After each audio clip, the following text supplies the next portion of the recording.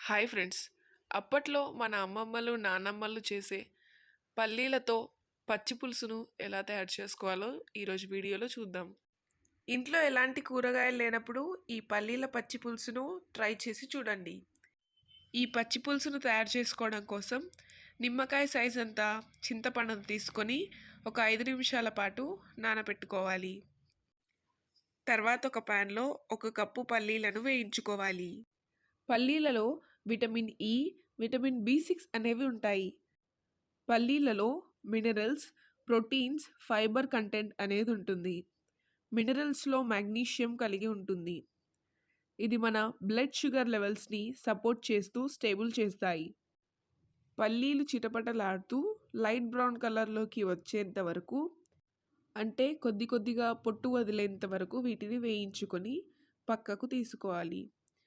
ఇప్పుడు అదే ప్యాన్లో 2 టేబుల్ స్పూన్స్ వరకు నువ్వులను వేసుకొని 7-8 ఎండుమిర్చీలను కూడా వేసుకోవాలి.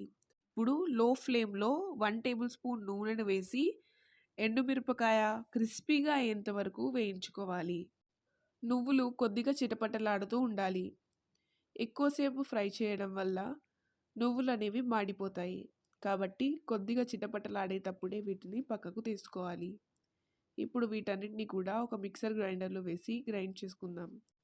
ఇలా మిక్సర్ గ్రైండర్లోకి పల్లీలను ఫ్రై చేసి పెట్టుకున్న నువ్వుల మిక్చర్ని వేసిన తర్వాత మనం నానబెట్టి పెట్టుకున్న చింతపండు రసాన్ని కూడా ఇందులో వేసుకోవాలి. వీడియోలో చూపిస్తున్న కన్సిస్టెన్సీలో ఇలా మెత్తగా గ్రైండ్ చేసుకున్న తర్వాత ఒక మీడియం సైజ్ ఉల్లిపాయను ఇలా పొడుగ్గా కట్ చేసి ఒక బౌల్లోకి వేసుకున్న తర్వాత ఇందులో రుచికి సరిపడంత ఉప్పు వేసి ఒకసారి బాగా చేత్తో కలపండి. వీడియోలో చూపిస్తున్న విధంగా కలపడం వల్ల ఉల్లిపాయకు ఉప్పు బాగా పడుతుంది. ఇప్పుడు మనం గ్రైండ్ చేసి పెట్టుకున్న పేస్ట్ ఇందులో వేసి కొద్ది కొద్దిగా నీళ్ళను వేసుకుంటూ దీన్ని కలుపుకోవాలి. దీన్ని ఎక్కువ చిక్కగా చేయకూడదు, అలా అని ఎక్కువ పల్చగా కూడా చేయకూడదు. ఇప్పుడు ఒకవేళ ఉప్పు తక్కువైతే ఉప్పును అడ్జస్ట్ చేసుకొని కడిగిన కొత్తిమీర తరుగును వేసుకోవాలి.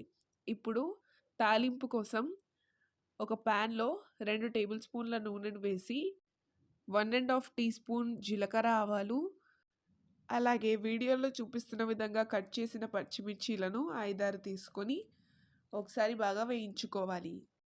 తర్వాత ఇందులో కరివేపాకు వేసి కరివేపాకు క్రిస్పీగా అయ్యేంత వరకు వేయించుకొని మనం తయారు చేసి పెట్టుకున్న పచ్చి పులుసును ఇందులో వేసుకోవాలి.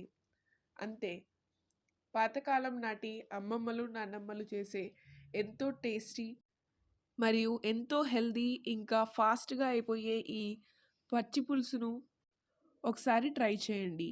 ఇది రైస్లోకి చాలా బాగుంటుంది. ఒకవేళ మీకు ఈ వీడియో నచ్చినట్లయితే like, share, subscribe to our channel. Thanks for watching.